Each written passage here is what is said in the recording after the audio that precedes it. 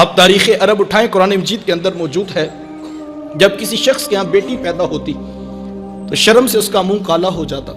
عزت اور آبرو بچانے کا ایک ہی راستہ ہوتا کہ وہ ماں کی ممتا بری گود سے پھول جیسی بیٹی کو چھینتا، گڑا کھود کر دکا دے کر اوپر سے مٹی انڈیل کر جو ہے وہ فخر کرتا کہ میں گھر میں سانپ پیدا ہوا تھا تو اس کو آج میں نے دفن کر دی. اس کی چیخیں، اس کی سسکیاں، اس کی آہیں باپ کے دل پر گداز نہ پیدا کر سکتی. اگر کسی کے ہاتھوں میں اتنی سکت تھی تو وہ اس قابل تھا کہ معاشرے میں سر اٹھا کے جی سکے.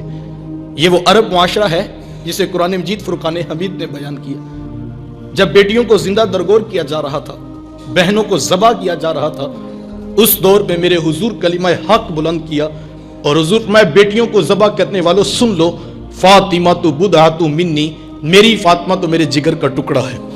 یہ کلمہ محبت بھی ہے اور یہ کلمہ جہاد بھی ہے. آج میں اور آپ اپنی بہن یا بیٹی کے لیے کوئی پیار بری بات کہیں تو یہ بہت بڑی بات نہیں ہے کہ اس معاشرے میں بیٹی کی عزت ہے، بہن کا وقار ہے. یوں ہی تو نہیں بوڑھا باپ جھکی ہوئی کمر پر بوریاں لاد لاد کے مزدوری کر رہا ہے کہ میں نے اپنی بہن کے، اپنی بیٹی کے ہاتھ پیلے کرنے ہیں. جوان سال بائی فیکٹری میں اوور ٹائم لگا رہا ہے، یونیورسٹی کے بعد 3 ٹیوشنیں پڑھا رہا ہے، جہیز کی ایک ایک چیز خرید کر وقت نکال کر اس کو اہم ذمہ داری سمجھ رہا ہے.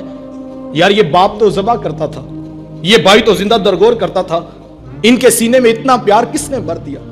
ماں باپ جب بیٹی کو رخصت کر رہے ہوتے ہیں ان کی آنکھوں میں پھوٹ پھوٹ کے آنسو بھر رہے ہوتے ہیں، بھائی غش کھا کے نیچے گر رہے ہوتے ہیں کہ ہم سے بہن کی جدائی کا منظر نہیں دیکھا جاتا. یار یہ تو ذبح کرتے تھے، یہ تو زندہ درگور کر دیتے تھے، ان کے سینے میں اتنا کوٹ کوٹ کر پیار کس نے بھر دیا؟ جواب ایک ہی ملے گا، یہ فیض ہے آمینہ کے لال کا، جنہوں نے کٹتی بچیوں کو عزت کی دہلیز پہ کھڑا کر دیا. حضور علیہ السلام ایک دن گھر تشریف لائے تو ام المومنین حضرت عائشہ صدیقہ رضی اللہ تعالیٰ عنہ عرض کرتی ہیں کہ حضور آج بڑا عجیب ماجرا ہوا. تو حضور میں عائشہ آج کیا ہوا؟ عرض کی حضور ایک حبشیہ نیاد عورت آئی اور اس نے آ کر دروازے پہ صدا لگائی. میں نے گھر میں تلاش کیا کہ سائل کو دینے کے لیے کچھ مل جائے، تو تلاش بسیار کے بعد مجھے ایک خوش کھجور ملی تو میں نے وہی اس کو صدقہ کر دیا کہ نبی کی چوکھٹ ہے اور سائل خالی نہ پلٹے. حضور اس نے اس کھجور کو 2 حصوں میں توڑا اور ایک دائیں جانب والی بیٹی کے منہ میں ڈال دیا اور ایک بائیں جانب والی بیٹی کے منہ میں ڈال دیا.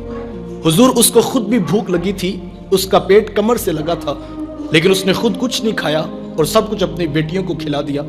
یہ کہتے کہتے ام المومنین آپ دیدہ ہو گئیں، آنکھوں سے آنسو ٹپکنے لگے. تو حضور میں اے عائشہ سنو، اگر کل قیامت کے دن ان بچیوں کی ماں کو جہنم میں جانے کا حکم ہو گیا تو یہ بیٹیاں درمیان میں آڑ بن کے کھڑی ہو جائیں گی. مالک ہم تو اپنی ماں کو جہنم میں نہیں جانے دیں گے، اللہ ان بچیوں کی سفارش قبول کر کے ان کی ماں کو جنت کی راحت عطا کر دے گا. کہاں بیٹیاں باعث شرم سمجھی جاتی تھیں اور کہاں دخول جنت کا سبب قرار پائیں. بہنیں کیا ہوتی ہیں یہ زمانے کو میرے حضور نے بتلایا. آپ جانتے ہیں حضور کا نہ کوئی سکا بھائی تھا اور نہ کوئی سکی بہن تھی. میرے حضور در یتیم ہیں. سینہ صدف میں اکیلے پرورش پانے والے موتی کو در یتیم کہا جاتا ہے. حضور بطن آمنہ میں اکیلے پرورش پائی ہے، لیکن جب رضاعت کا شرف عطا کرتے ہوئے میرے حضور حضرت حلیمہ سعدیہ سلام اللہ علیہا کے ہاں تشریف لے گئے تو ان کی ایک بیٹی تھی جن کا نام شیمہ یا شیمہ بتایا جاتا ہے. وہ رشتے میں میرے حضور کی رضائی بہن لگتی تھی. قبیلہ بنو سعد کے رواج کے مطابق شام کو جب مائیں کھانا پکانے لگتی تو بہنیں اپنے بھائی گود میں اٹھا کر باہر کھلے میدان میں آ جاتی.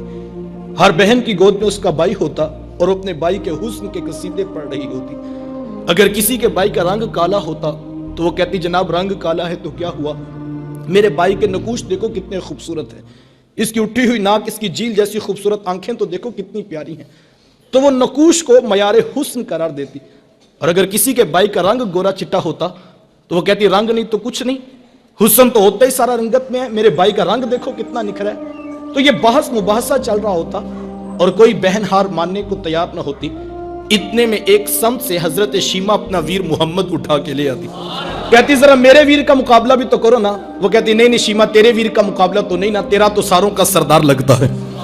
کتب میں آتا ہے حضرت شیمہ کا سر فخر سے بلند ہو جاتا، وہ حضور کو سینے سے چمٹا لیتی اور دعا دیتی ربنا ابقِ لنا محمدا، انشاءاللہ میرے ویر محمد کو نظر نہ لگے. آج میں دیکھ رہی ہوں بچوں کا سردار ہے، کل اپنی آنکھوں سے دیکھوں جوانوں کا بھی سردار بنے. जिंदगी के लैलो नहार गुजरते गए, हजरत शीमा की शादी हो गई। मदनी दौर की कहानी है। इत्तेफाक से जिस कबीले में हजरत शीमा की शादी हुई थी, हुजूर के सहाबा की लड़ाई और जंग उसी कबीले से हुई। उनके कुछ बंदे कत्ल कर दिए गए, कुछ को कैदी बनाकर सहाबा मस्जिद नबवी में ले आए। अरब के रवाज के मुताबिक कैदियों को छुड़ाने के लिए कौम के सरदार फंड इकट्ठा करने के लिए निकले। हर दरवाजे पे जाकर दस्तक देते और फंड मांगते। चलते चलते हजरत शीमा के दरवाजे पे पहुंच गए। दस्तक दी तो पूछा कौन? कहा कबीले के सरदार हैं, फंड इकट्ठा कर रहे हैं, तुम भी अपना हिस्सा डालो। तो कहा कि ये फंड किस लिए इकट्ठा हो रहा है, ये रकम क्यों जमा की जा रही है? तो कहा मदीने में एक शख्स है, इद्दाए नबूवत रखता है, उसने हमारे लोग पकड़े हैं, हमने अपने कैदी छुड़ाने। तो कहा उसका नाम क्या है? किसी की जुबान से बेसाख्ता निकला मुहम्मद सल्लल्लाहु अलैहि वसल्लम। एक अरसे के बाद हुजूर का नाम सुना तो आंखों में बेसाख्ता आंसू आ गए। कहा उसने तुम्हारे बंदे पकड़े हैं? कहा हाँ उसने हमारे लोग पकड़े। कहा फिर फंड इकट्ठा करना छोड़ दो, मुझे साथ ले चलो। कहा तुम क्या करोगी? कहा मैं तुम्हारे कैदी छुड़ा के लाऊंगी। कहा तुम उसे जानती हो? कहा हाँ हाँ तुम्हें नहीं पता, वो मेरा बचपन का वीर लगता है, वो मेरा भाई लगता है, मैं तुम्हारे कैदी छुड़ा के लाऊंगी। हजरत शीमा कबीले के सरदारों को साथ लिया, हुजूर के खैमा नूरी की तरफ सफर शुरू किया। ये वो वक्त था जब अदब की आयतें नाजिल हो चुकी थी। खबरदार मेरे रसूल की आवाज से आवाज भी ऊंची ना करना, वरना जिंदगी की सारी कमाई गारत करके रख दूंगा। मेरे महबूब की चौखट पे आना चाहते यूं ही उठ के ना आ जाओ, बल्कि पहले घर जाओ, कोई चीज लो, फिर बाजार में आओ, कोई फकीर तलाश करो, उसको सदका करो, फिर मेरे महबूब की चौखट पे आओ। तुम्हें पता लगे तुम किस अजीम बारगाह में हाजिरी के लिए जा रहे हो। सहाबा नंगी तलवारों से दरे हबीब पे पहरा दे रहे थे। हजरत शीमा इस ख्याल से कि मैं अपने भाई और वीर को मिलने जा रही हूं, जब आगे बढ़ना चाहा तो पहरेदारों ने तलवारें सौंप दी। रुक जा देहाती औरत, जानती नहीं आगे कूचा रसूल है, आगे तो बगैर इजाजत के जिब्रील भी नहीं जा सकते, तू कौन है? रिवायत में आता जब रास्ता रोका गया, तलवारें सौंप दी गई, तो हजरत शीमा ने यूं हाथ से तलवार को झटक के कहा खल्लू सबीली वालमु अना उख्तु नबीयकुम। कहा मेरी राहें छोड़ दो, जानते नहीं मैं तुम्हारे नबी की बाजी और बहन लगती हूं। बस ये आवाज कानों में पड़ना थी, आंखों पर पलकों की चिलमने आ गई, निगाहें नीची कर दी, तलवारें पीछे हटा दी। हजरत शीमा पूरे प्रोटोकॉल से हुजूर के खैमा नूरी में दाखिल हुई। मेरे हुजूर जब बहन को आते देखा, हुजूर उठकर इस्तकबाल किया, मरहबा कहते हो, खुशामदीद पेश करते हो फरमाया मेरी बहन आज किधर को आना हुआ? अर्ज की हुजूर आपके बंदों ने हमारे कुछ लोग पकड़े हैं, मैं उन कैदियों को छुड़ाने के लिए आई हूं। हुजूर फरमाया मेरी बहन तूने आने की जहमत क्यों गवारा की? तू घर बैठे पैगाम भेज देती, मैं मुहम्मद तेरे कहने पे सारों को छोड़ देता। जमाने को अमली तौर पे बताया कि बहन का दरवाजे पे आ जाना कितना मोतबर हुआ करता है। फिर चंद जोड़े, कुछ घोड़े, बहुत सारा साजो सामान जमा किया और बहन को रुखसत करने के लिए हुजूर दरवाजे पे तशरीफ फरमा हुए। सहाबा निगाहें नीची किए हुजूर के अदब में खड़े थे। तो हुजूर मैं सहाबा जब भी कैदी छोड़ा करता हूं पहले तुमसे मुशावरत जरूर किया करता हूं। आज पहला मौका है, कैदी भी छोड़ रहा हूं और मैंने मशवरा भी नहीं किया है। अर्ज की ए बंदा नवाज, आप मालिके कुल कायनात हैं, आप जो चाहें करें, हम कौन होते हैं दरमियान में मशवरा देने वाले? लेकिन हुजूर इतना तो बताइए आज कौन सी खास बात थी कि आपने मशवरा करना भी जरूरी नहीं समझा है? सुनो भाइयों, अल्लाह के रसूल ने क्या इरशाद फरमाया। हुजूर मैं सहाबा, आज मेरे दरवाजे पे मेरी बहन आ गई थी और जब बहनें दरवाजे पे आ जाएं अल्लाह का रसूल उन्हें खाली नहीं मोड़ा करता। आज मैं भी बहन का रिश्ता रखता हूं, आप भी बहन का रिश्ता रखते हैं। हम कितनी इज्जत अपनी बहनों को देने का मिजाज रखते हैं। दुख, तकलीफें, मुसीबतें, परेशानियां तो अपनी जगह रह गई यार, हम तो बहनों की खुशियों में शरीक होने के भी रवादार नहीं। 60 साल की बूढ़ी बहन यूं अपने बूढ़े हाथ जोड़कर रात 12 बजे के करीब अपने भाई के पांव पकड़कर माफी मांग रही थी और कहती थी भाई सारी गलतियां मेरी हैं, सारे गुनाह मेरे हैं, मैं इतराफ करती हूं, लेकिन सुबह मेरे बेटे की बारात जानी है, तुम जो है वो बारात में शरीक हो जाओ। अगर तुम नहीं आओगे तो मैं माशरे को क्या मुंह दिखाऊंगी कि मैं कितनी बेबराती हूं कि मेरे भाई भी मेरे साथ नहीं खड़े हैं। वो बूढ़े हाथ जोड़ जोड़ कर यूं माफिया मांगती थी और भाई बड़क मार के कहता कि मेरी बहनें मर गई हैं, मुझे किसी बहन की कोई जरूरत नहीं है। उसके जवान भाई साथ बेटे पास खड़े हैं और वो कहते माँ कोई आता है तो ठीक है, कोई नहीं आता तो कोई परवाह नहीं, ہمیں کوئی فرق نہیں پڑتا, ہماری بارات صبح دھوم دھام سے جائے گی.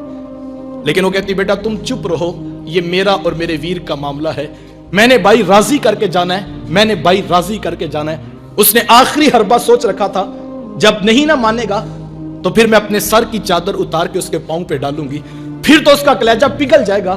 لیکن اس کا آخری حربہ بھی کام نہ آیا, پھر وہ سر کی چادر اتار کر پاؤں کے ساتھ رگڑتی رہی, لیکن بھائی کا کلیجہ نرم نہیں پڑتا تھا. پھر کتنے بوجھل قدموں سے اس نے بھائی کی دہلیز کو چھوڑا, یہ وہ بہن ہی جانتی ہوگی. آج ہم خوشیوں میں شریک ہونے کے بھی روادار نہیں رہے. میں نے کل چہلم کی روٹی پر جو ہے وہ بھائیوں کو لڑتے دیکھا ہے. ایک کہتا تھا کہ یہ میری بہن لگتی تھی, روٹی میں نے پکانی ہے, تو دوسرا کہتا تھا نہیں نہیں یہ میری بہن لگتی تھی, میں نے کھانا پکانا ہے. صاحب مرنے کے بعد تو برادری کو دکھانے کے روٹی پہ لڑ رہے ہو, زندہ بہنوں کی قدر کیوں نہیں کرتے ہو؟ کسی سے پوچھے جناب 4 سال ہو گئے بہن سے ناراضگی ہے, وجہ کیا ہے؟ تو وہ کہتا ہے جناب رشتہ کرتے وقت بہن نے میرے سے پوچھا نہیں تھا. صاحب کون سسرال میں کہتا ہے جا کے میکے سے پوچھ کے ہم پتر بیانے لگے ہیں, تمہاری کیا رائے ہے؟ کون یہ بتاتا ہے, کون یہ اختیار دیتا ہے؟ یہ بہنیں ہوتی ہیں جو سسرال کی گالیاں بھی سنتی ہیں اور بھائیوں کو بتاتی ہیں ہم بڑی سوکھی ہیں اپنے گھر میں, تم اپنا اتحاد قائم رکھو, تم آپس میں بس ماں کا گھر باپ کی چوکھٹ آباد رہنی چاہیے, ہم اپنی جاگیر کا حصہ بھی چھوڑتی ہیں, ہم تھوڑے میں گزارا کر لیں گی, لیکن جو ہے تم اپنی ماں کا گھر اور میرے باپ کا گھر آباد رکھنا. لیکن بھائی اتنا کچھ کرنے کا بھی رویدار نہیں رہے ہیں. بہنوں کو عزت میرے حضور نے دی.